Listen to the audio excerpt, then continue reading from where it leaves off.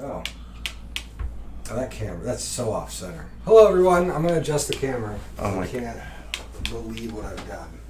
First of all, it's a little Dutch. Yeah, it's a little Dutch. Well, that's hard to fix because I've got these little pieces of paper. There we go. Someday it'll look better. You know what? I'm going to give myself... This is my best impression of David Somerville. You ready?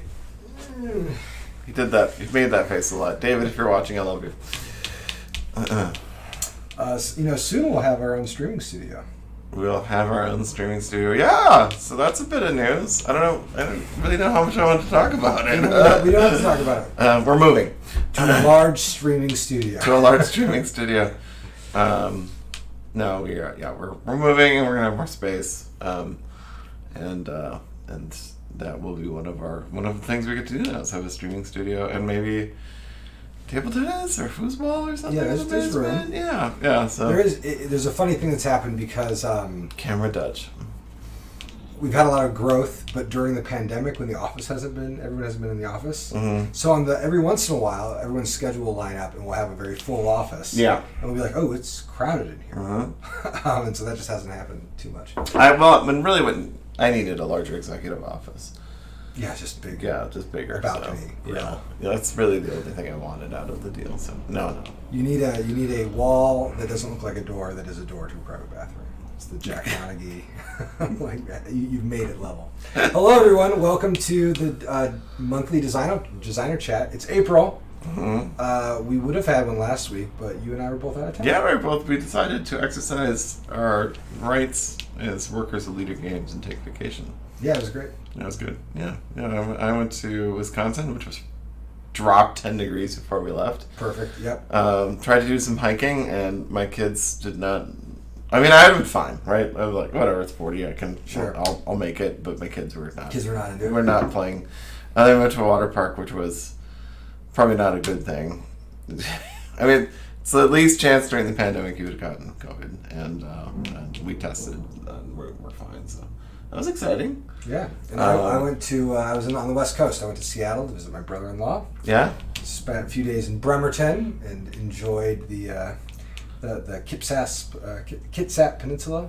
Sure. It was like just south of the Olympic Peninsula. It was lovely. Don't know anything about it. It was, it's all beautiful. It was also like rainy and icky though, and my kids were tired and sick the whole time. No, in my head it's occupied by cannibals. Yeah, well, maybe.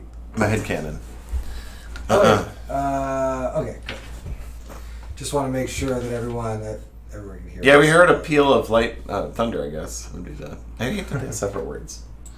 I don't. Thunder and lightning. I don't get mad at you because you I don't say you don't sound like Cole. Right. Yeah. That wasn't the bang of the gun. It was the shot or something. Yeah. It's so weird. Yeah. Okay, so we have lots of stuff to talk about, but we'll start with what we usually start with, which is what we've been playing, watching, doing. Patrick, did you play any games over your trip? I left my computer in my bag the entire time. And I just forced myself to relax. I played a little cookie clicker on my phone. So I got that out of the way. That's good. I restarted Nightmare Reaper, which is a FPS on the PC, and I suppose there's probably a Steam or a Switch version. Just got its full release out of beta, and I've been watching. These are. This was a gift from my family, and this is from the California store. So it's I mean, it has mental illness in it, right? Because the person is in an asylum, and then when you go to bed, you have that starts the FPS level, and then it procedurally generates a level, and it gets harder.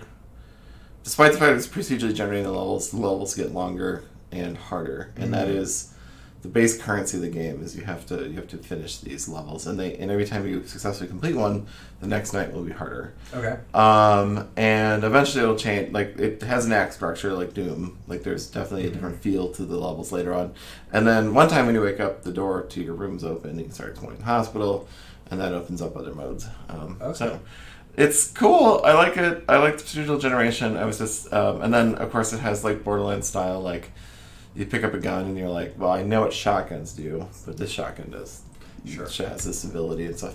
You can only carry one weapon between each night, So you have to pick, the others get sold, and you can use those for power-ups. And then eventually you earn the ability to carry 2 or 3 over between levels. And then the weirdest part about it is that when you go to the pause menu, it's clearly her flipping out like a what were the foldable DS? Yeah. Nintendo's like a fold? Yeah, you're clearly opening a DS. And when you want to advance your skills, there's all these passive skill buffs you can get. You put in a cartridge and you play another game.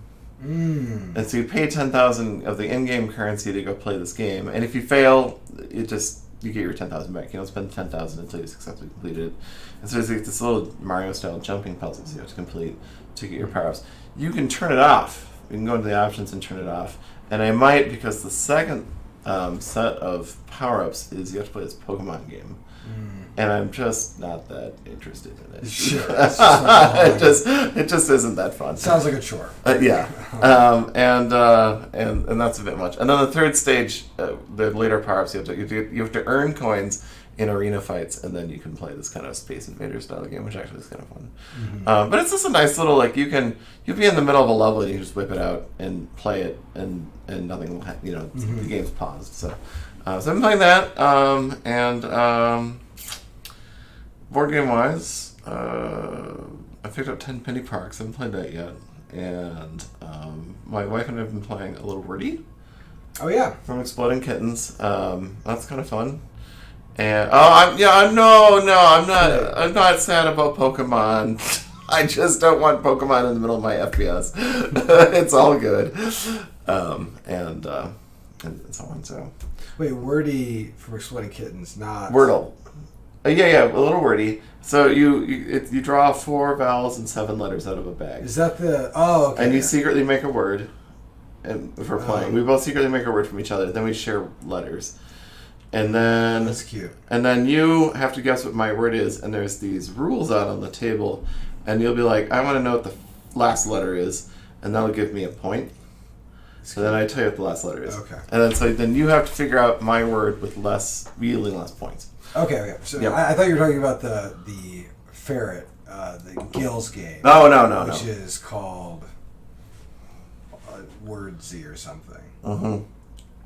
Yes. No, I was talking about. If we do a word game, let's not put the word in it.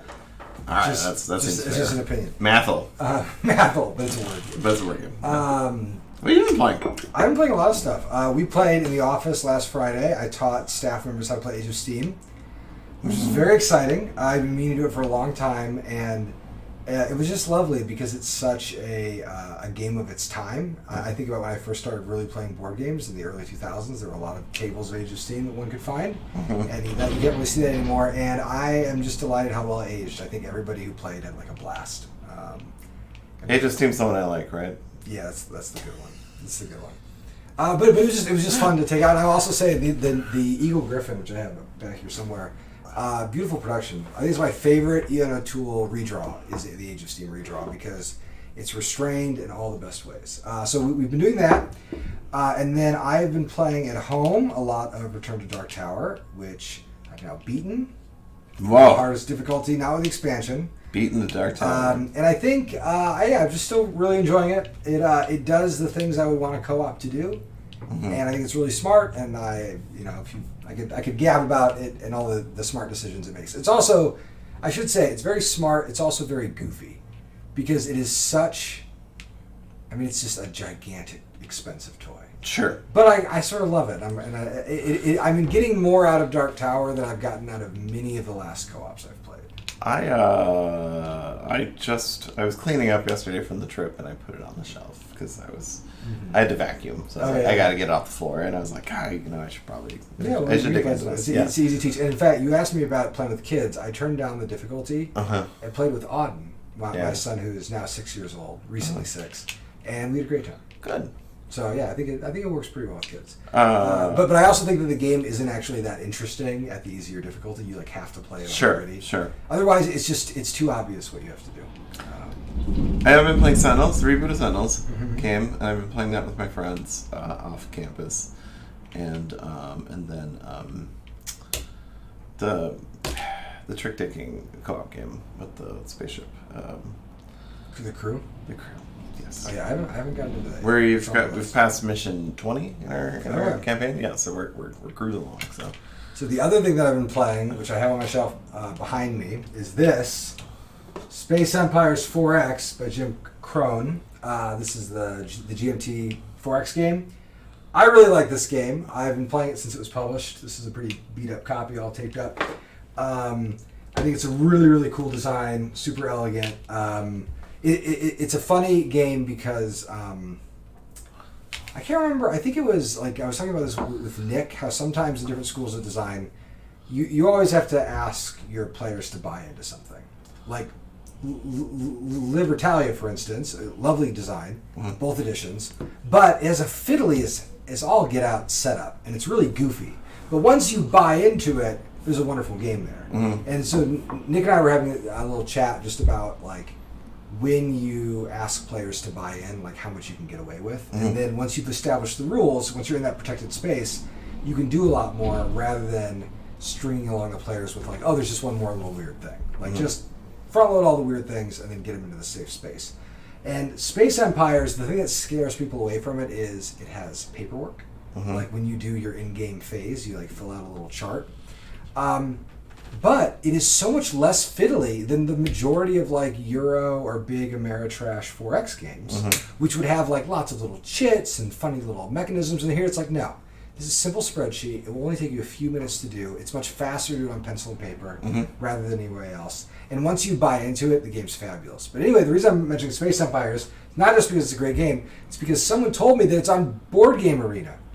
And it's great, and so Drew and I have been playing it. And does it keep track of the peep? It does everything. It's full that's rule fun. enforcement. So Drew and I played a game on Board Game Arena, and immediately we're like, well, let's make this a lunch thing, and let's like get into playing games of Space Empires. Because you play on a small map, it only takes an hour or so. I've been waiting for him to play Gauntlet with me since we mentioned it last meeting. I know. Well, you brought the pie in, so it's the pie's been here. I just hooked it up today, and we're one quart short. So yeah. We're getting there. I also played. Brandon and I are very close to finishing the initiative. Oh, cool. Yeah, we're into the two final, the penultimate and the ultimate scenario. So, someone asked me if I've tried Throne World. I have read the rules. I've never played it. That's the Tom Lehman 4X. That's pretty old, right? Yeah, it's like 98 maybe or something like that. Yeah, I remember reading a review of that. Yeah, I know that it paper was, magazine. I know that it when I bought Twilight Imperium 2nd edition. The other game that I almost bought was Throne World because they must have been like in print around the same time. SP Shaman has asked me who built him his pie. I'm just going to say, whomever that person is, they're getting their Marauder shipment last. Okay. Yeah, sure. so whoever that is. Sorry. No, that's SP Shaman. He built my pie, and he did a good job.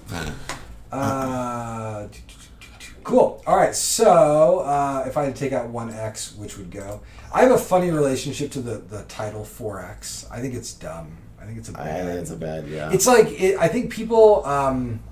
So whenever people try to do board game taxonomy, it bums me out because to me, taxonomy is something like let the marketers do taxonomy. Like they're the people who are most interested. Well, that's what 4X is made for. Yeah, and like 4X fits into that category where it's like a cool thing to say to try to sell someone something, but it doesn't really make any sense as a term. I liked. Did you play the Civ that had the? Exploit. Take out exploit. Sorry. Exploit. Oh, that's fine. No, so Explorer in Civ is like you discover the map like in the first era, and then you're like, okay, I know what we're dealing with now. But they had this thing in one of the Civs where you could send archaeologists to things that had happened and do archaeological digs. So like you could re-explore the map in the late game.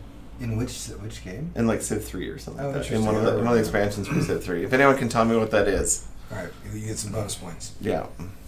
Civ 6 apparently has that as a feature.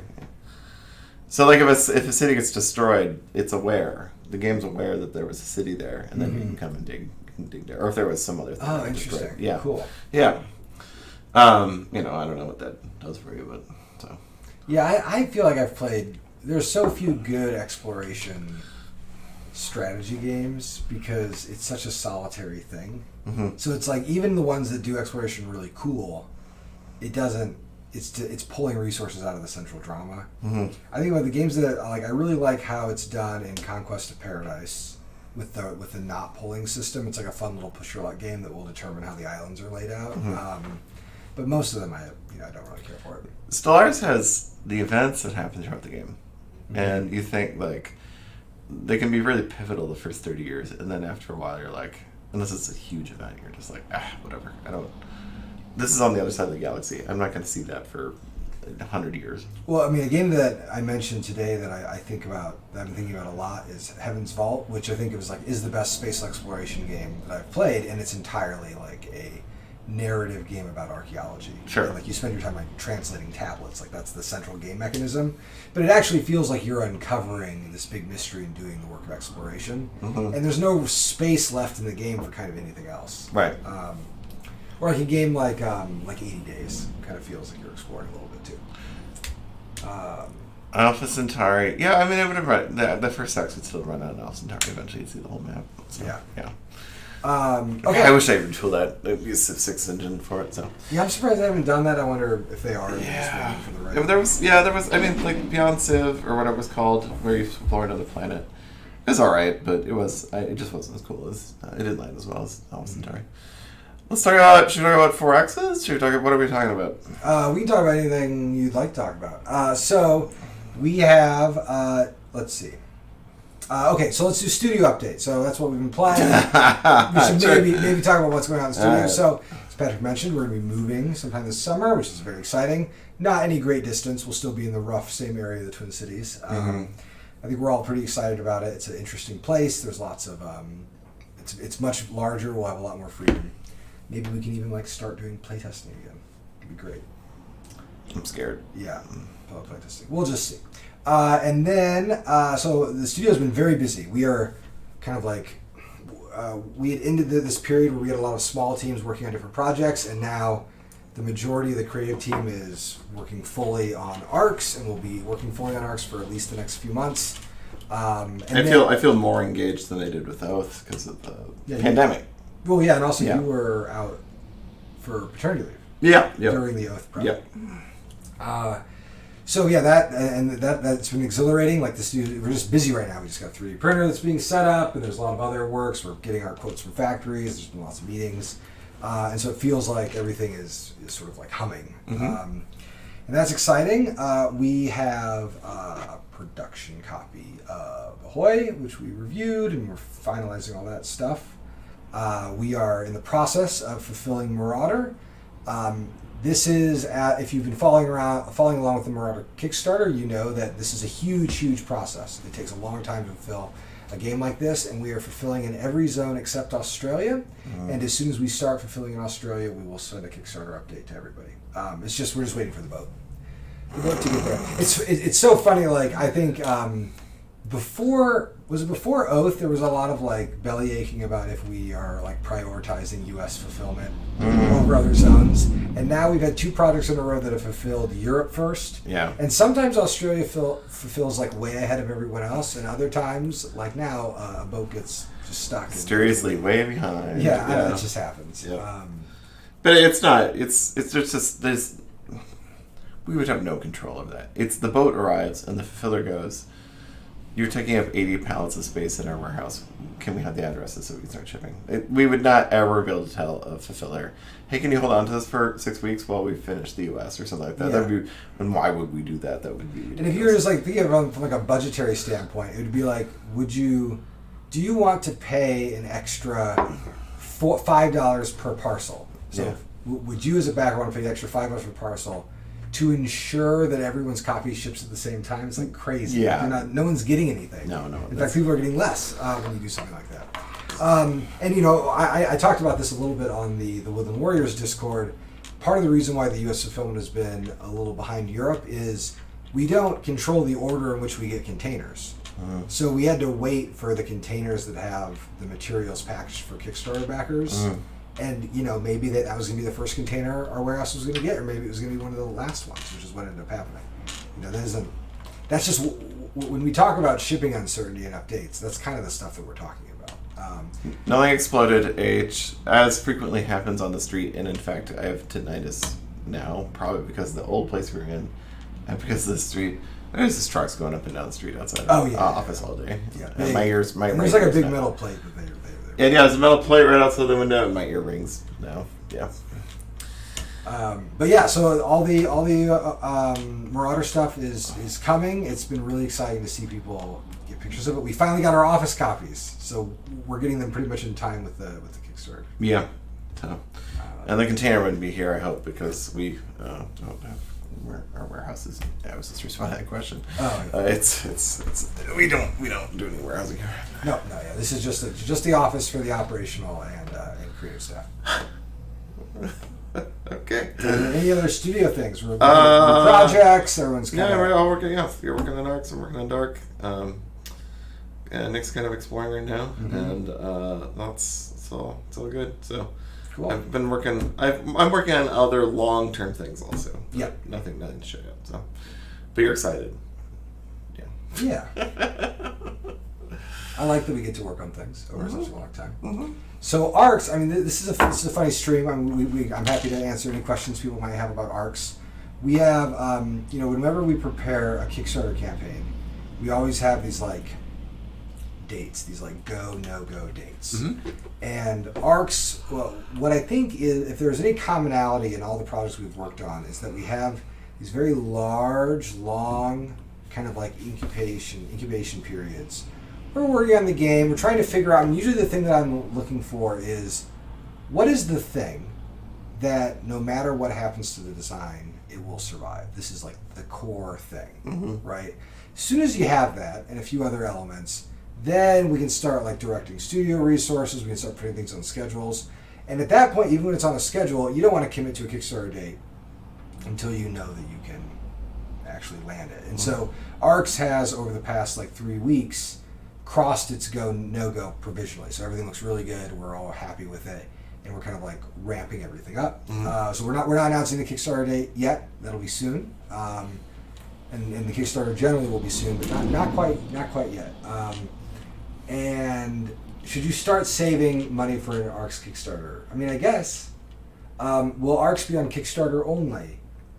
It will only be on Kickstarter. It will only be on Kickstarter, but it will have a low pledge level, so it'll give you access to our backer kit. If you want access to the pledge manager, that's fine.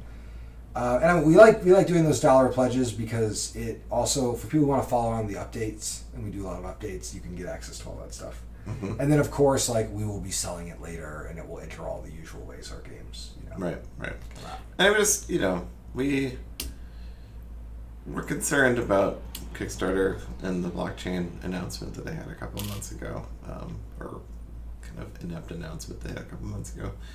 But we're going to stick with them for now to kind of maintain our leverage over the situation, because we've been in communication with them about our dissatisfaction, and I feel that if we left, then we wouldn't have that leverage anymore. They wouldn't care about what our opinions are anymore. So and I'll say, to their credit, like you and I both complained to them quite a bit. Yep, and they both responded. And they responded, and in ways that are generally encouraging. And I actually I participated in a Kickstarter little study they did about their new commenting system. Yeah, I went and checked my comments. I didn't. It was a random poll, but it was nice, and it was good to see, like, oh yeah, these are some things that we've wanted, some moderation tools we wanted for a long time. I'm glad to kind of like see them. I think neither Patrick or I has any love of cryptocurrency or NFTs. I think they would be funny if they weren't so evil, right? I mean, it's like such a goofy, stupid thing. And the moment Kickstarter starts really embracing them or implement some of the technology, if it's gross, we'll leave the platform, and that just hasn't happened yet. I like the tweet I saw where it was like, back in the 90s, I bought a star for somebody for their birthday. Mm-hmm. And, that firm is gone now. Like, and there's no claim to my star anywhere. Yeah. Enjoy your NFTs. Yeah. Exactly. So the provisional plan is a Kickstarter. It will be like priced and structured in ways that are pretty similar to other Kickstarters that we've run. Yeah. We're not like, we're not totally changing things. There are some unique elements to how Arcs will probably be on Kickstarter, and I can get into that a little bit if people have questions, but we're still, with the caveat that we're still figuring it out. Okay, so there's a couple good questions here. I saw one interesting Mar question. Mar asks about if joining it is like joining midway through a John Company campaign, and I think the answer is yes. Yeah, I think the answer is yes. Except instead of there just being deregulation, imagine if deregulation was one of like 20 modules that could be activated. And so, like, oh yeah, you're joining in Act 2. We've just activated like the deregulation module. That is a little bit how the campaign feels. I mean, Arcs really could be played as a single 5-hour game, or 3 to 5 hour game, depending on how speedy. Which is your favorite game length? Three sessions. I'm into the 3 sessions. I think it's the best. Although we've been experimenting with, we have a version of the game now. I will be saving the longer version of this chat for later on after I write about it. Mm-hmm. We saw something really interesting happen when we expanded our testing circles, which is that even though the game is quite simple, it's strange enough that players found there was just a lot to chew on, and they were struggling keeping their head above water with the mechanisms of the game, and then also like all the campaign elements. So we've been building over the past 2 weeks a kind of like single session, one-off, like Arcs micro campaign. I'm calling it Small Arcs, as I don't know, because I haven't thought about the name very seriously. But it's like Arcs, the arcade game. It's a single session version of the game, and I think a lot of players will find that they really like just that. Like they want to access all the big stuff, but they'd rather it was just a 90-minute one-off. Mm-hmm. And so we kind of have like a full mode for dealing with that, and then we're using that as the quick start. So before you play an Arcs campaign, play the single session mode at least once. And if you're 47, or if you play it 3 or 4 times. If you have kids and you're like, yeah. That's kind of what it's for. So I've been it's been really fun to like make a smaller game. Mm-hmm. It's cool. I like it. I've been playing. That's where I've been jumping in and playing it more, and it's great. It satisfies the same like amount of like flow state or whatever satisfaction you get out of playing a board game that Root does, and so I'm enjoying that quite a bit. I think the thing it does that stops it from feeling like I don't know, like Eclipse or like Quantum or any of those like small or tiny epic there's a slow build. The game is slightly more slowly paced, but it doesn't feel like you're playing a Civ game on fast forward. Mm-hmm. It's not like Slipstream or something. Instead, you're just playing it feels like a scenario. You're just jumping in. Yeah. During Act 2. Yeah, you just jump in Act 2 and then you play the end of Act 2.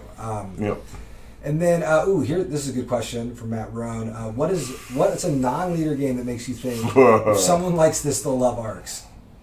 Did you ever play Impulse? Yes, I've played Impulse, the Carl Chudik game. Mm-hmm. I think so.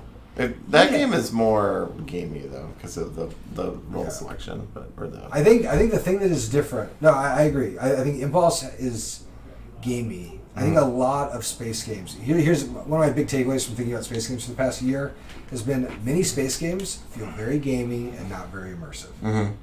And I think like that is something that separates like actually this game, Space Empires, not gamey at all. It's like that's your fleet. It's got bad guns because they weren't built when you upgraded your guns. Right. And they're stuck on the other side of a black hole. Are you going to go rescue them? Right. And a lot of space game recently has leaned hard on like traditional mechanical abstractions, and so it makes them feel kind of gamey.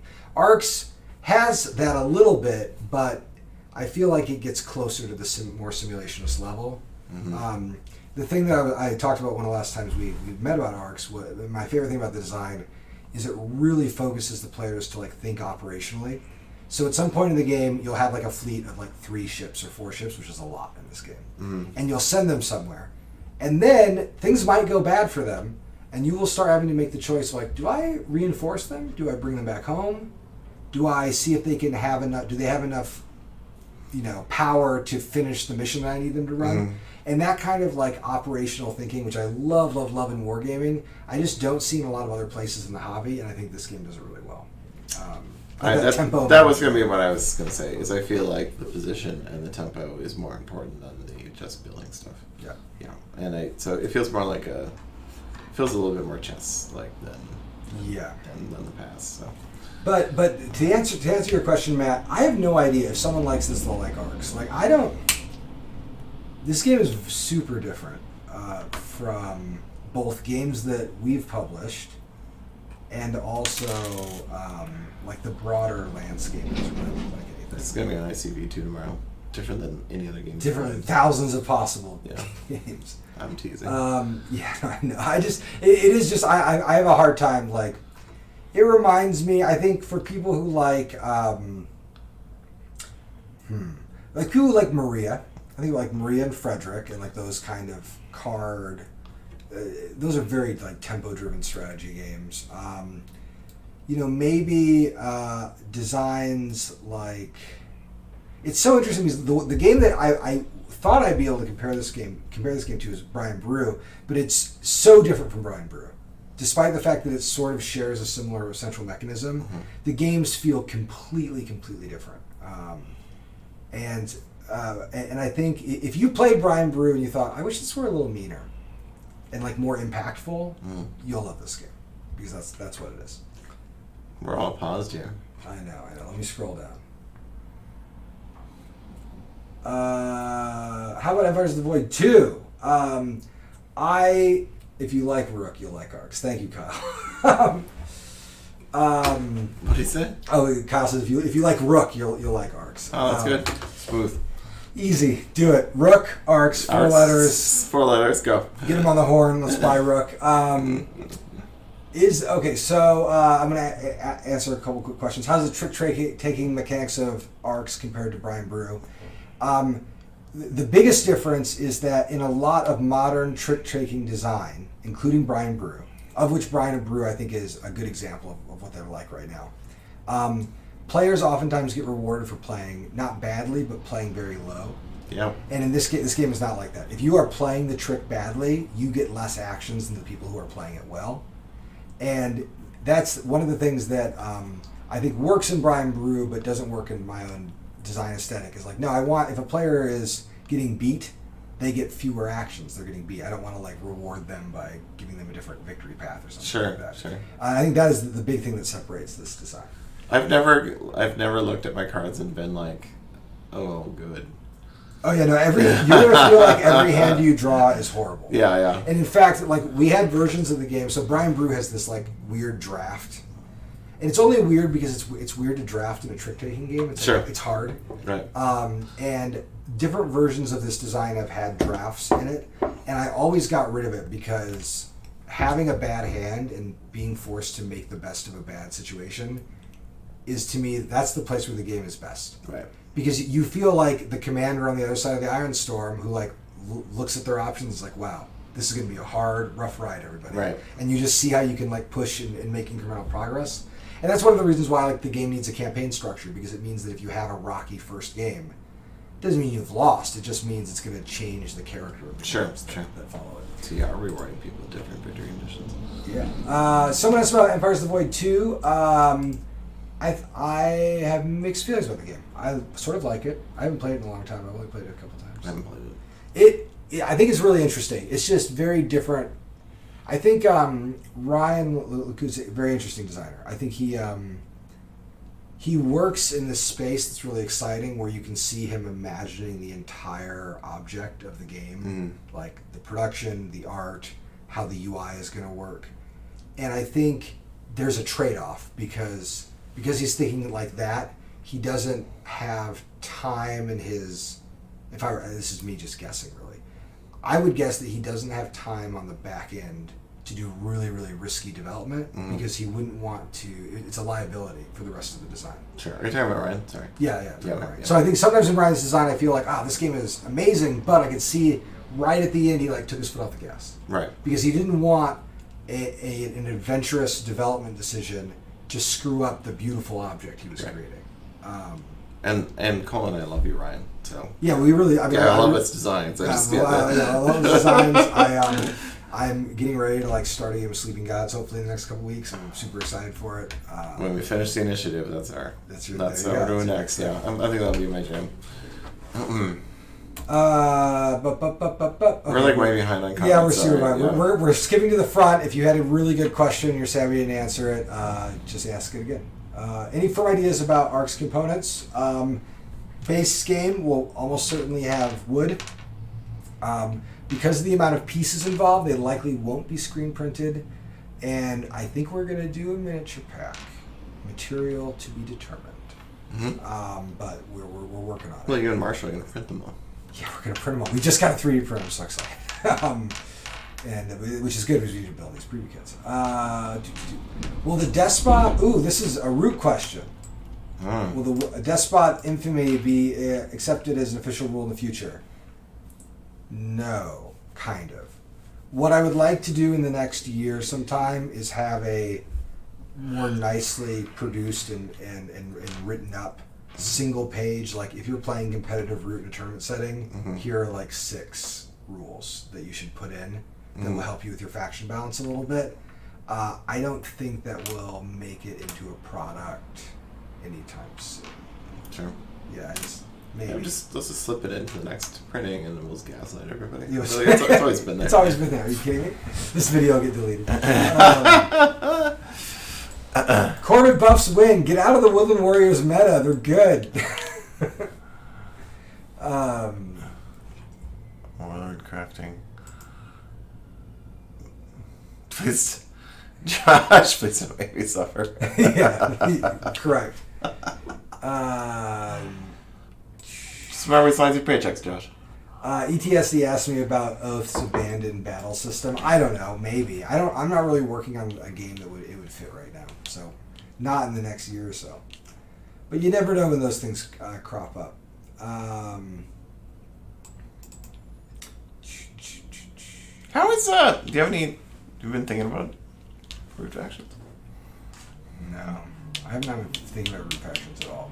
I really want that's not true. I really want a faction that messes with the forests.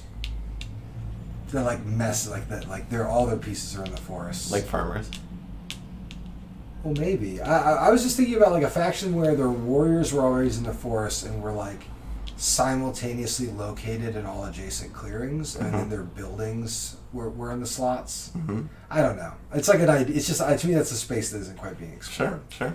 I also would love to see another faction. I think if I do another expansion, I want to do one faction that is peace heavy, but in the woods, and then I want to do another faction that is weird, like otter weird, like negotiation, some kind of strange. Sure. That like really puts a spin on the whole game if they're in it. Because I feel like Root needs another one of those. Yeah, just thoughts. All right. That's random aside. Sorry, everybody. Yeah, no, it's okay. Monkey faction, lumberjack faction, ranger faction. We have to keep making Root. Nah, it's Root energy. It's fine. I have 2 factions in my head, but I tell me about your factions. Well, one's gonna run into the warlock problem because it's about buffing the other players. The bard, I think we've talked about him before, and then I've been thinking about a faction that thrives on what's destroyed in the game and trying to figure out how to make that work. Yeah, so, like coffin builders. The coffin builders. Yeah. Yeah. So, but like the the one I think scoring for whoever you hit, like hitting the player in front, and then if you're the player in front, your rules change. Yeah, I'm like those kind of like weird meta-y factions, and I think we're at a spot where now that we've built out because of your work really, like the Warlord and the Badgers and the Moles have built out like the high piece count factions. Yeah. I think there's now room for us to do some good ones. Yep. I had this wild faction that we did not make it in Underworld, where there were like little rubber hats that you could put on meeples, and then on your turn, any meeple with a rubber hat you could use. And so it had like, you could make the warriors have double loyalties. I really like this idea. I couldn't get a rubber hat that would work right. But I actually I built out the faction, and they sort of made sense as a faction, and were playable, but it was like, there's not really a way to make a little rubber hat, but we need rubber hats. Hat faction cobras. Well, what I love is what I'm doing is say, if anybody wants to think about how to build a rubber hat, let me know. What I was thinking, like even like they could be like a little feet, like a little base that you could stick the guys on. That'd probably be better. Yeah. So then it could be like the it's like the Masons, but they identify each other with their hat, with their feet. With their feet. So someone asked about Ark's player count, 3 to 4, no more, no less. And many people have asked me about 2-player mode or 5-player mode. It's just not in the development budget. So like there could be a bot I didn't think you could make a bot for Giant Company, but someone did that really well. So maybe someday there's a bot or an automated third player that is just outside the scope of our development schedule, and so we'll think about that question next year if the game does well. And then there was another. Oh yeah, the box size and price. So this is a place where we're sorting through a lot of things. So one of the problems with ARCs is it's really expensive to make. It's got a lot of stuff, just a lot of stuff.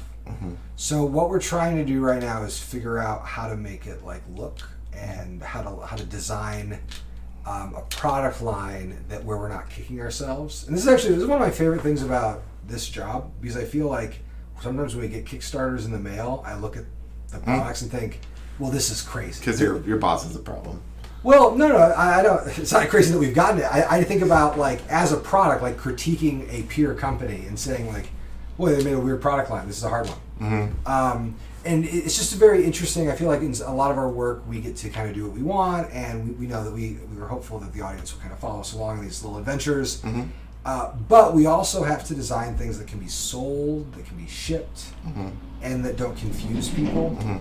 And so that's what I love about any time when he says, can you release it without the boards or something like that, like a second at SKU, and I'm like, what?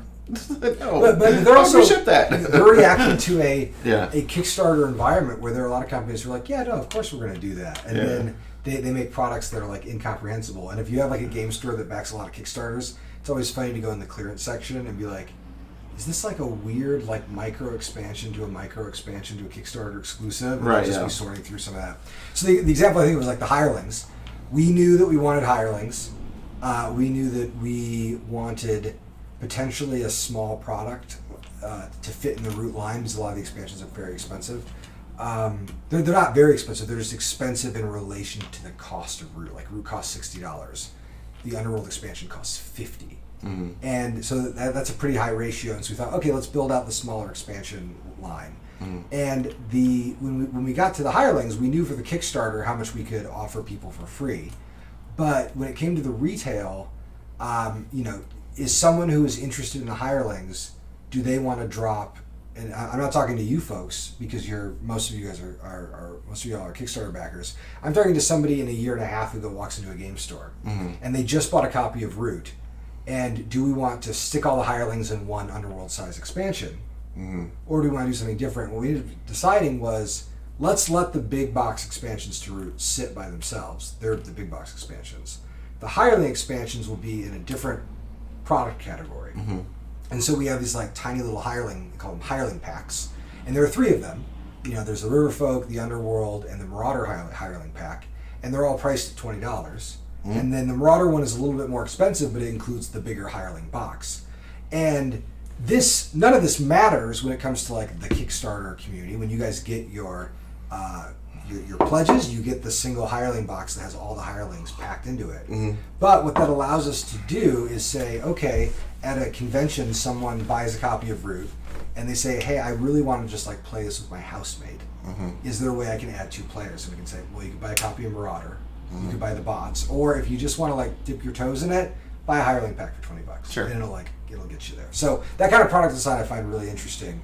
For ARCs, one thing that we are thinking about doing is having small ARCs, that is like ARCs the arcade game, as a $60 game, as like in a root size box, $60 or $70. There's a lot of stuff in the box.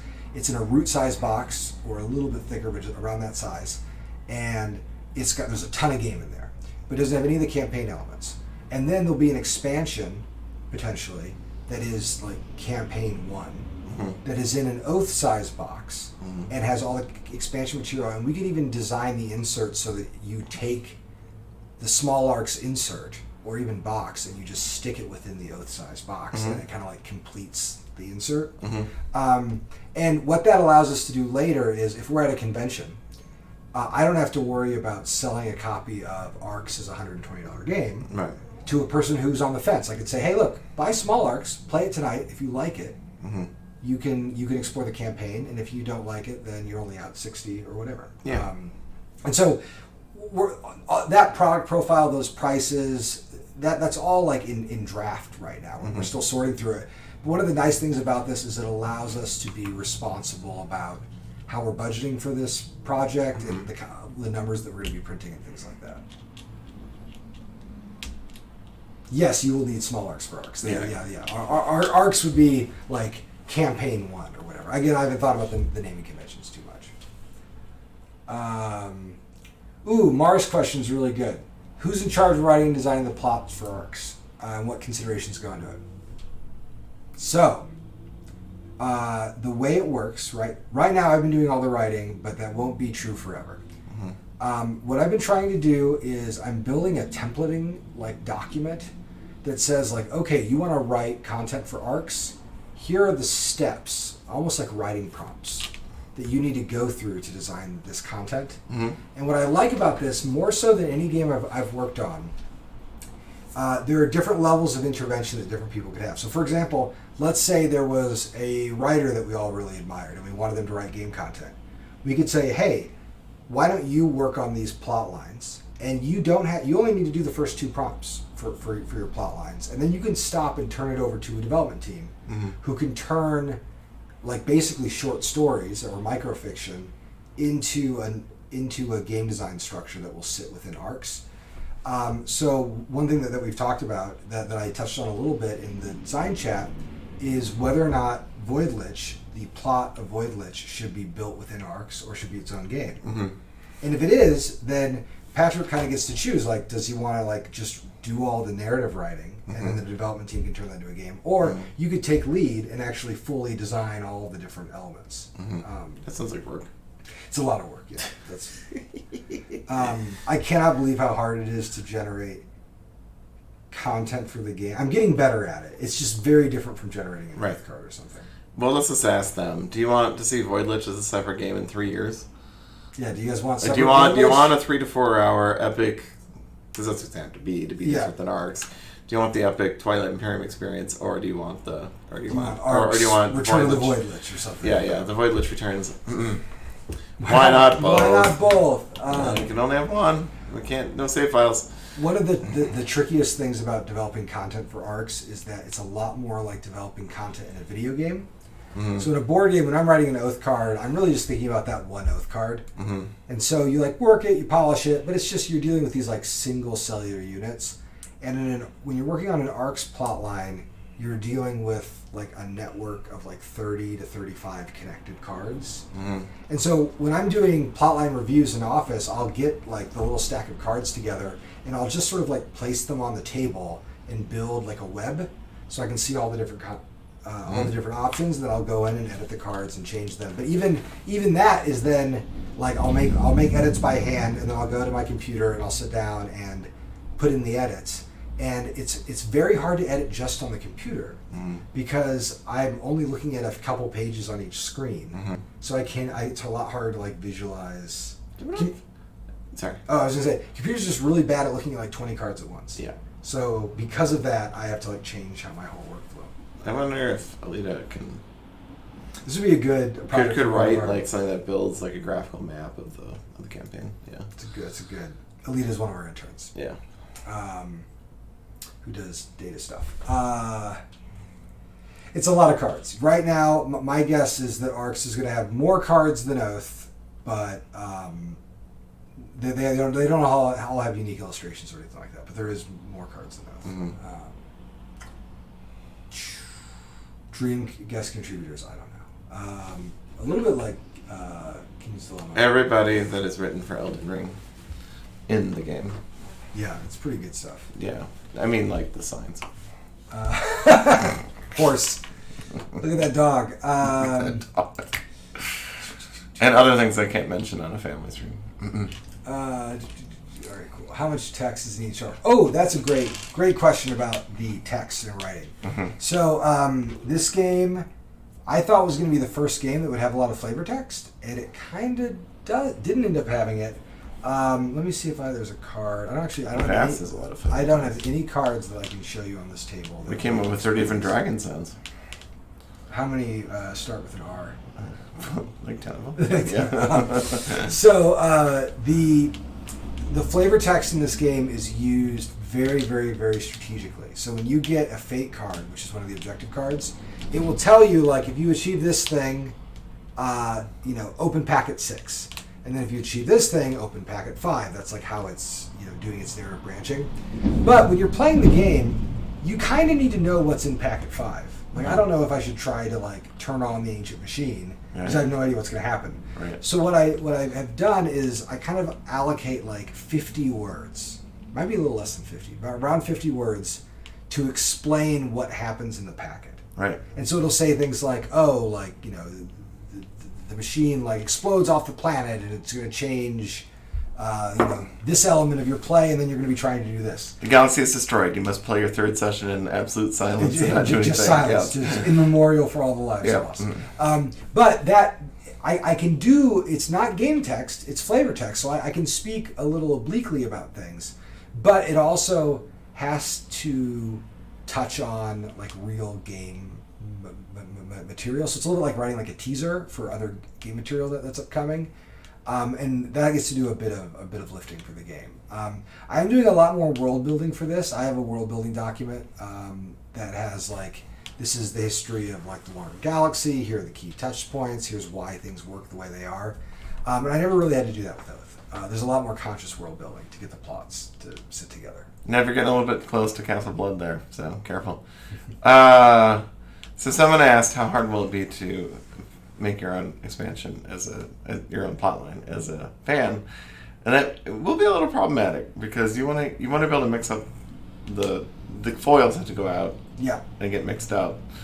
You're gonna have to find some way to have the same card back. Yeah, you have to sleeve everything. Yeah. But if you do that, you should be okay. We will probably release an asset pack, though, for people who want to. Yeah, definitely. That's fun. That'll be fun to see. So one of the things I really like about the way this design is set up is this design is modular and built to be expanded in ways that things I work on usually are not. Mm-hmm. And so if you are, like, adding fan content, like if there's fan content that you can like and that you like, you could just add it into your game. Mm-hmm. And it's not like you have to, like, decide that you're going to be playing with X or Y rule. Like, there are no optional rules. You're just, you choose the seeds, you shuffle them up, and then that's going to determine how the world gets built. And maybe it activates certain fan content, maybe it doesn't. Fan content, or maybe it doesn't. All right, yeah, we're going to narrow it easier in on this. You want to talk a little bit about, we're not really going to talk about Ahoy, right? The Ahoy thing that we have to say is that it's moving along.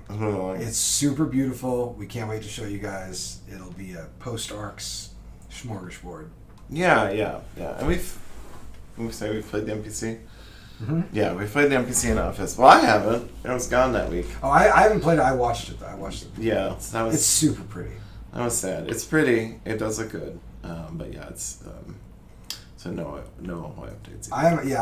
I'm so impressed with everyone who worked on that game. It came together so well. And it's funny because this year apparently is, like, the year of the pirate game. I feel like every other studio has a pirate game. No, I'm not sad at all. No, I'm like, Ahoy is so much. It's better. It's just it just goes to the beat of its own drum. It's his own thing. It's really, really fun. I cannot wait for folks to excellent use of asymmetry, because it splits up the activity of telling the story. What happens very well among the roles, and I think that's phenomenal. And it does this amazing trick, which is something I mentioned. It's a big gun, tilde. So one of the really remarkable things that it does, and I've mentioned this before, but I'll underline it, is my pitch line for Ahoy is, if there are people in your life that you would want to play Root with but who don't want to play Root, like, Ahoy is the game. Yeah. Because it is lighter than Root, and it kind of scratches a similar itch. It's very approachable. But it does that without replacing Root at all. It's totally different. It, like, shares no mechanism. And it also, like, Root especially has become, in a world where we only did Root core, Root and Ahoy would sit kind of awkwardly in the catalog together. Mm-hmm. But because Root is almost this, like, MOBA, this, like, massive, like, multiplayer, like, modular strategy game, Ahoy gets to be like a little bottle episode. And it's a beautiful foil to it. So I'm really happy with how it turned out. All right. What time is it? It's 2:50. I'm willing to go a little bit over. We can go. Should we talk about combat and dark, or is it too? Yeah, no. Or is that too designer? No, we can talk about dark. So someone asked if video games come into our thinking. Yes. It's the one you're highlighting. It's fine. Let's do that one. Well, I want to do. Sorry, video game person. No. Let's do a few. We'll do a few fast ones. Gene Wolfe's biggest contribution to ARCs. World building without explanation. So I'm building a big world building document. There are many like layers to the world of ARCs, and I feel like my world building strategy for the game is to build a very coherent, huge narrative about the history of the game, and then as if it were like peanut brittle, like shatter it into like a million little pieces and to hide those little pieces in all the plot lines. Mm-hmm. So that players who are really interested in the story of the game can assemble it, but I think that board games generally are pretty bad at narrative. Mm-hmm. And so whenever you try to yoke narrative into the gameplay loop, that I think it's usually a bad idea. So like Elden Ring is a great example of this, because Elden Ring's gameplay loop is like fight big guys with swords, and then once you beat them, fight like a bigger guy with a bigger sword. But Elden Ring is really interesting narrative work. But the narrative work is like weirdly secondary, and never in the game, or from what I've played and watched, does it like intrude too much, because the game knows that the game loop is all about fight the guys with the swords, and so they're going to stick to that. And like ARCs to me is like very interested in operational tempo, and then it has a lot of interesting narrative stuff going on, but that is for the players to explore. And I think about Gene Wolfe's storytelling as being similar, because he has all this fabulous world building, which is always secondary to the plot. And so I'm trying to make sure that I keep like the plot or the game loop away from the world building. So that's Gene Wolfe's contribution. Someone talked about Oath expansions in Q4 or next year. Maybe next year. I've got ideas. We're making progress. But that's what I thought you were highlighting when you first started highlighting the questions. Yeah. All I'll mention is something we'd like to do. We're in the early stages. It won't happen this year. We've talked about it. Yes. We've talked about it. He's talked to his producer about it. I have. Yeah.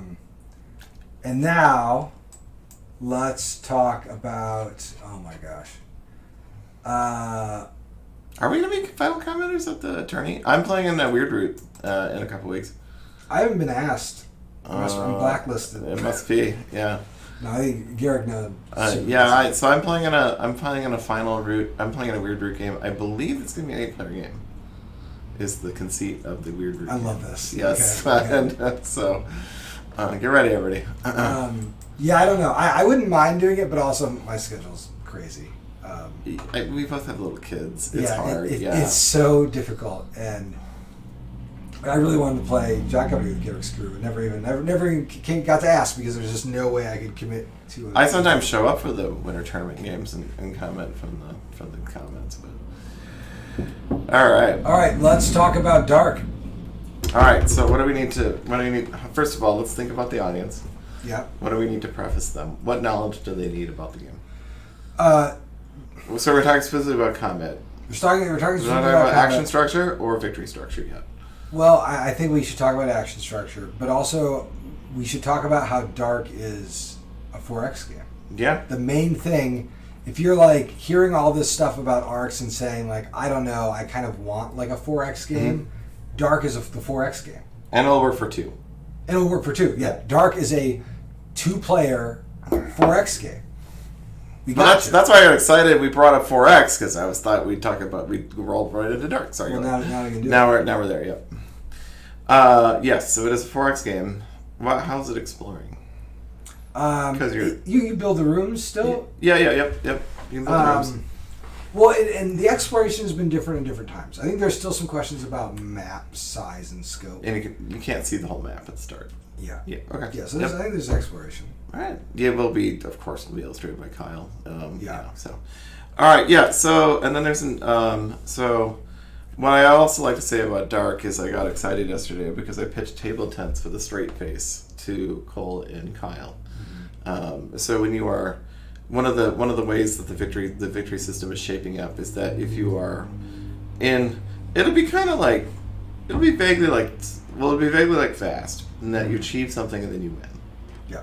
so sudden death, but a little bit like dominance cards because you are telegraphing it to the table. Putting a big target on. Yeah, you're putting. And a the big game target. is even incentivizing. And in fact, yeah. So like if you start the control victory condition or the dominance victory condition, which is for having the most flagged territories, which is the special territories, then you have to take a table tent, and that table tent says it's easier to attack you while you were holding it. And so I was excited. I got to pitch table tents to them, and they said, "Sure, go ahead, do table tents." I'm into table tents. I think that'll be fun. And you can even make them nice little wooden displays. Yeah. It's great look. And then it'll be like, then it shows, hey, it's +1 to attack me right now. If there was square, then you could roll it to the I'm now winning position, and then you now have 1 turn to stop me, and then you win the game. You can do that with it. Yeah, because both the problems can be on one side, both the outward facing information can be on one half, and the information you need to know can be on the other half. And it'd be pretty easy to do that with punch board. Yeah. With a partially cut punch board that rolled and then had crimpers on. I'm really excited about this. So, it won't be a hex-based map. It's going to look like I think it's going to look like a dungeon map. It's going to be squares, and you'll have rooms that'll fit together in kind of a random way. It'll be, I say random, but like, I just want one board. I don't want a modular board for this game right now. So, so there's an action structure. The action structure is you get so many actions per turn. There are sword actions. Sword, hammer actions. So sword is generally offensive. Hammer actions is you are building. You don't build rooms. That's a free action. You can improve rooms, or you can improve your headquarter, your lair, and then you can also. That's it. And you can muster troops. Every action has a way to get you troops. And then there's finally wand actions, which lets you get spells out of the deck, which gives you special actions you can take, or you can summon troops with it. So the problem we're having right now is that the combat system is, I designed it. It's very one-sided right now. Yeah. Because if you win a combat, you have to spend resources to win the combat, and then it's winner takes all. You take the space over from the other player. All the infrastructure is shared. Like in Root, if you take over a space from somebody, you destroy their buildings first. But in this game, you just take the buildings over. And as Cole said, this is the meanest thing you've designed. It's so mean. It's shockingly mean for me.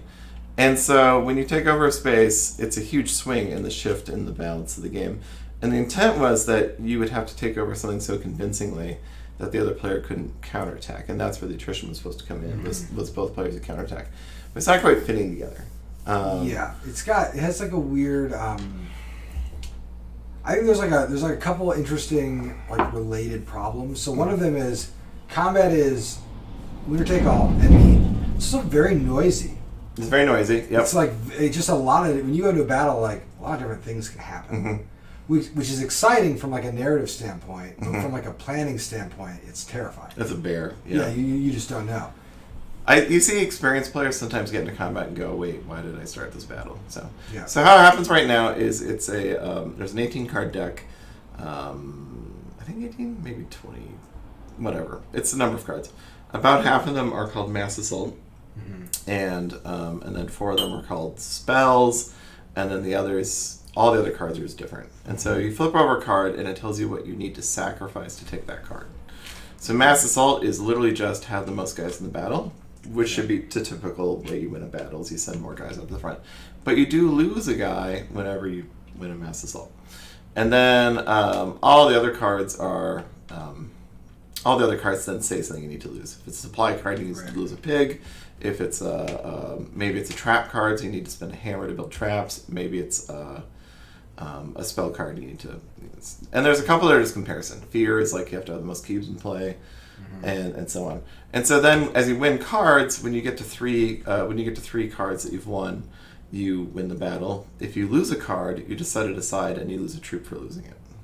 And that's where the attrition can get awful for you. Yeah, it can if you're out of wands and you draw all 4 spell cards in the deck, you've just lost 4 guys, and that's not likely to happen, but it certainly could. But it can, right? And then that 3 is modified up if there's a dungeon if there's a gate, a keep, or a dungeon fortress in the territory attacking, then you need one mark card for each of those. So that's currently what's happening right now. I really want to talk to you about Dark Towers combat because I think it does. Let's do it. Well, we would have to do it now, but I mean, we can do it a little bit now. It's adjacent, but adjacent in ways that suggest solutions to some of the problems. Okay. So in Dark Tower, when you go to fight someone, there's always like an advantage. So it's like, okay, hey, we're fighting, and whoever's really good at like fighting undead, that's the advantage. Sure. And then, depending on when you're fighting something, you have to, like, they have a little deck of combat cards, and you have to resolve a number of them equal to the strength of the enemies, which might be like 2, 3, 4. If it's a boss of the game, like 5 cards. If you flip over a card, they're all bad things. It's like, oh, lose 10 warriors. And when you go into the fight, based on the traits of the enemy, you kind of know what sort of cards they have. But then if you walk in with advantages, if I say, like, I'm really good at fighting undead, which means even though I need to, like, reveal 4 of these undead cards, I have like 6 undead advantages. You have this like currency of advantages. Yeah. And then when you flip over a card, you spend your advantages to make the cards weaker. Yeah, I remember this. Yeah, I remember this. Yeah. And what I think it does is it recognizes. Oh, that's right. You did. Yeah. What I think it does really well is it says like, okay, in battle, you can't just have one currency. You can't just have like dudes. You need, in Dark Towers is a simpler game than Dark. In Dark Towers it's like, no, you've got like items, spirit, warriors. So we got those 3 currencies. And then on top of them you have these 5 or 6 different advantage types, which you use to like discount the different taxes on the currencies. And I think it's enough, like you need like enough spinning like tumblers or something, that then what happens is you want to get players, I think, in a frame of mind where you're like, okay, I've got my little like warg riders and they're really appropriate for this kind of battle, and then I take it, and now they're not going to be super useful to me, but I have this different liability, and so I think that kind of like I think we need some other variable to put in the mix to allow the players to have more interesting strategic liabilities and advantages. And I think Dark Tower does it pretty well. Unfortunately, for Dark, you can't do Dark Towers without the app. You like need. Sure. It would just be. You could do it, but I think it'd be fiddly as all get out. Because you could have like on the card, here's a little chart for the reductions, but different things happen in the game that change the compositions of the deck. It'd be a nightmare. So hiding a CRT inside the game, maybe. What if the CRT was not the numeric advantage, but the advantage of the fight? And so, like, if you're doing an invasion combat, then you slide over 1 column to the right. Yep. And then if you're doing it into a gate, you slide 1 left. And then you just roll the die, and it's defender loses 2, attacker loses 1, or whatever's going on there. Maybe there's a right or left shift if just for numeric advantage at the beginning one time. And then you just roll until you quit. Yeah. And then you decide if you want to make it in there or not. The current problem is there's no loss on the defender's side, and it feels weird that you like wipe someone out and they can come back and attack. Yeah, because it's like the whole system is like premised on counterattacks. They're such a critical part of the game, and then you can really get reamed on. So then it's been a couple other suggestions. Right now I'm kind of thinking about this like weird idea where the cards are still there in a different capacity. Someone wants to take apart your brain, so I'm sorry. Later. Not now. Maybe later. Maybe later. When he's dead. You can, then that's fine. And so then, like, to go to kind of a more Dune system where you flip over 3 cards. We got cards here, and I look at them and go, I'm going to bid 6. And then you say, or let's say 3. And then you say, I'm going to bid 6. I say, okay, you can have it. You then pick 1. I pick 1. And then you take the last. And whatever's written on here, that's how you have to pay the 6. And whatever's written on this, that's how I have to pay half. So you say, pay your green bucks, pay your blue bucks. Yeah, and troops. Sure. Pay off the and then there's some, and then the winner takes the space. Yeah. There still has to be. I still think the buildings have to have a risk of being torn down during invasions, just so that there isn't a constant flip flop of resources. But that's also going to be less. That's going to be easier to deal with in the new system because most of the buildings are moving to the player's lair, and a lot of the buildings on the map are worth much less. So. Yeah, and I think that they can just be designed away from the action system of the game, so you don't get those weird snowballs. Mm-hmm. Is this the old Oath combat system? No, the old Oath combat system. Well, I mean, okay, every combat all games are auctions, and combat systems are especially auctions. Mm-hmm. And the Oath. Oh, that's true. Yeah, you did have that. Very direct auction. Yeah, the Oath combat. combat. That was Dune. Well, yeah, it was like it was anti-Dune. Yeah. Because Dune's combat to me is hilarious because I don't know if it's good or bad. I like it. I love Dune. I don't like Dune's combat system. I think Dune's combat system is it a mess? Is my favorite thing about Dune's combat system the way it interacts with the game's item system and betrayal system, but the actual combat system isn't good. I don't know. I think it has too. I think it costs too much to attack a Dune, just generally. But the way Oath's old combat system worked is you would fight over 3 days, and there was an advantage track. And so what you're trying to do is get your advantage to the I win the battle. Oh, that's right. track. Yeah. So it was a little tug of war. And then how you advance the track is every day you're going to make a bid with your army. You're going to say, first day I'm putting in my horses and my cannons. And then depending on the relative value of who won that day, it's going to swing the battle over. And then what made it interesting is at the start of the day, you roll a die. And the die tells you your maximum bids. And so it would say first day, it's sunny, it's clear, you can bid up to 6 guys. And the way the guys bid against each other, there was a rock, paper, scissors system. So if I'm using my cannons and you're using your guys who don't have armor, I'm going to do really, really well. And so maybe you know I'm going to lead with my cannons, so you choose to not use the guys that are weak against cannons. Right. And so whatever, that's how the first day goes. Second day goes, and it's it's muddy as hell. Right. Which means anyone you bid today has half value, and you can only bid a lower number. And they die. And then the third day might be there was no fighting on the third day. Right. Wherever the advantage is right now, that's how it ends. I remember the first time we were playing, and you saved up for a good final third round, and they made it up with nothing, and I was just well, I guess I won. Yeah, and I really liked it, but it was too interesting for its own good because it would take 15 minutes to play a battle, and it was complicated and interesting, and it was detracting. It was a place where you had to stand back and say, what does the total design need to do? All right, so Dark will be the framework for a miniature battle system, and all battles will be resolved with a miniature battle system. And so, I think Nick had kind of a cool idea where you flip over 3 cards. It's like the current system. You flip over 3 cards, and it's a cost to win each of them, and that is the most you can. You get all. You have to get all 3 to win the best result of that fight. To take over the space without any losses, and then you have to figure out if that's what you want to pay or not.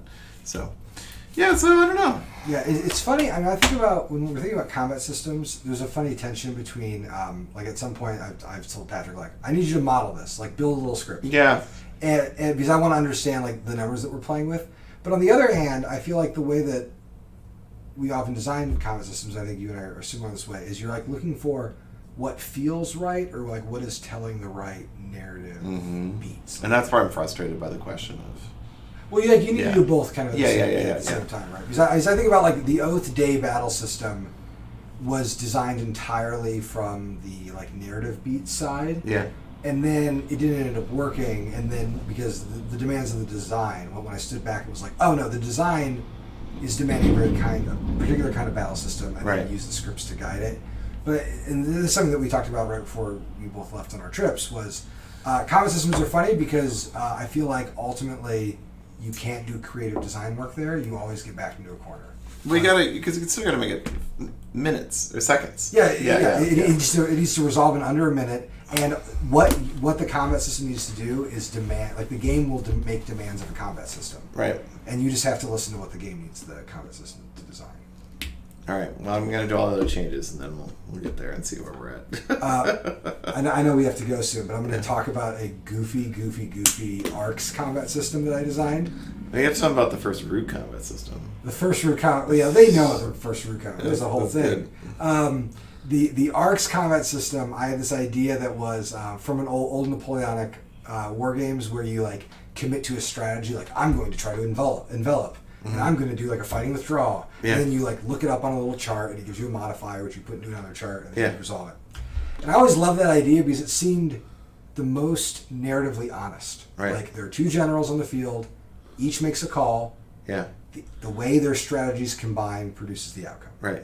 So in ARCs, I was like, all right, there are 4 attacker strategy cards and 4 defender strategy cards. And each one, they're going to decide and play. And then depending on how they interact, there's a big chart. And then that's going to determine what happens. Right. And then what I did was so I made my big chart.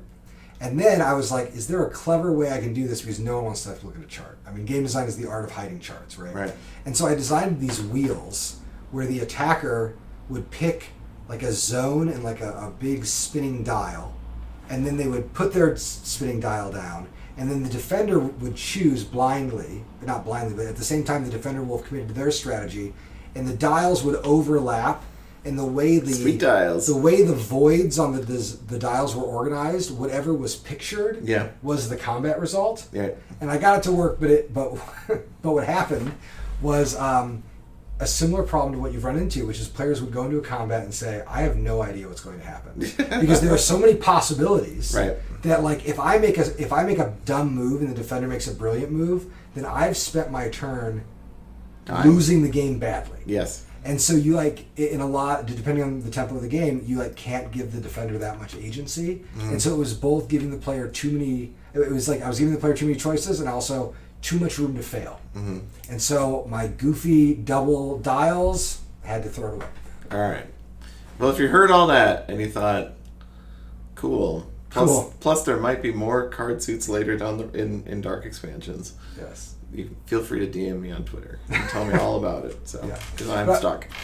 Well, I think as like the victory conditions start snapping together and some of the action structure adjustments snap together, it's gonna like I would guess right now that Dark's combat is going to get really simple real fast. Right. Because as those other systems start locking together, it's going to be obvious that like this system needs to generate a risk profile here and an attrition profile here. Yeah. And here's the like 3 dice. Maybe I should just throw in the dumbest system now.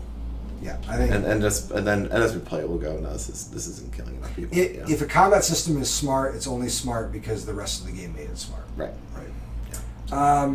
And table tents. Look forward to it. Your brother's here. Oh, my brother's here. Hello, Drew. Hey, Drew. What if it wasn't Drew? What if it was Brooke or Blake? It could be Blake. I don't think Brooke has the login. No, that's true. Yeah, we did get a dial in the John Company. A dial we haven't talked about too much, but people will be delighted and surprised when they see it. Okay, should we call it there? Yeah, let's call it here. I gotta work today. Yeah, I have so much work to do. So far, all I've done is deleted my Nightmare Reaper game. Yeah, I'm sorry about But that. that's fine. All right, well, that's it. We will have another design stream on in the first Tuesday of May. It'll be an exciting one. We may have an announcement of the Kickstarter date. Till then, if you are interested in learning more about ARCs, please subscribe to it on BGG. I will be posting designer diaries most every Tuesday. I might take a week off here or there. We're going to start talking about the game's actual mechanisms next week. So all that's moving along, and there'll be a lot more. There's so many things to share. We have so much ARC stuff to share coming up.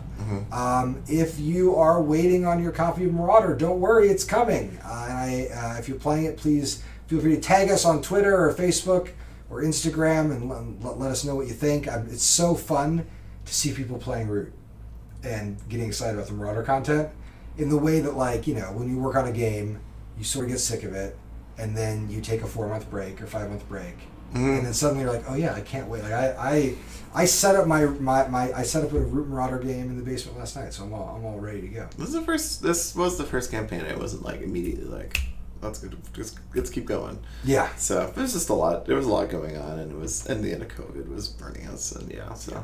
I'm super happy people are getting it. There's so much Root content to explore, and I'm glad. If you told me to work on it tomorrow, I'd work it tomorrow. Yeah. But no, I'm not going to. Cool. All right. Well, thanks, y'all, and we will see you all in 1 month, or less than a month. 3 weeks, 4 weeks. Yeah.